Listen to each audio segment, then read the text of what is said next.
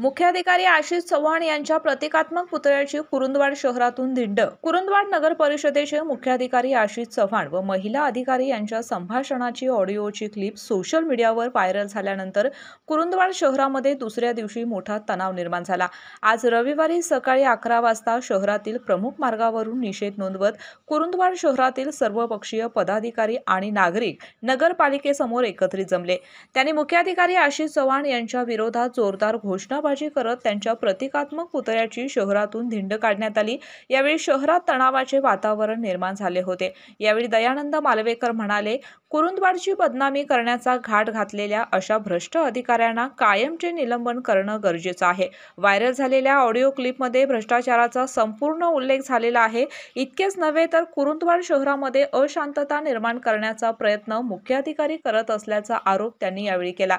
यावेळी राजू आवळे, सुनील कुरुंदवाडे, महिपती बाबर, सरफराज जमादार यांनीही मुख्याधिकारी आशिष चव्हाण यांच्या व्हायरल झालेल्या ऑडिओ क्लिप विरोधात संतप्त भावना व्यक्त केल्या।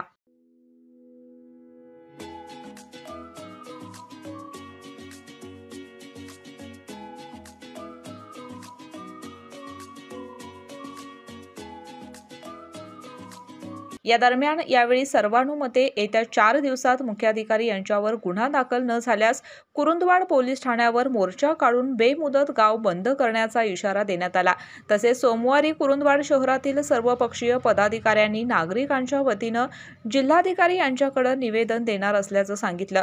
यावेळी शिवसेना ठाकरे गट जिल्हा प्रमुख वैभव उगळे, शहर प्रमुख बाबासाहेब सावगावे, पिंटू नरके, राष्ट्रवादी शरद पवार गटाचे प्रमुख तानाजी आलासे, अभिजित पवार, शाहीर आवळे, दीपक पोमचे, प्रफुल्ल पाटील, सुरेश बिंदगे, स्वाभिमानीचे किरण गावडे, भाजपचे राजू फल्ले, सुदर्शन माळी, उमेश कर्नाळे, रघु नाईक, महेश जाधव, आयुब पट्टेकरी, नजीर मखमल्ला, हर्षद बागवान आदी उपस्थित होते। केके न्यूज साठी शिरोळ प्रतिनिधी कुणाल कांबळे। अशाच नवनवीन अपडेट पाहण्यासाठी आमच्या केके न्यूज चॅनेलला सबस्क्राइब करा।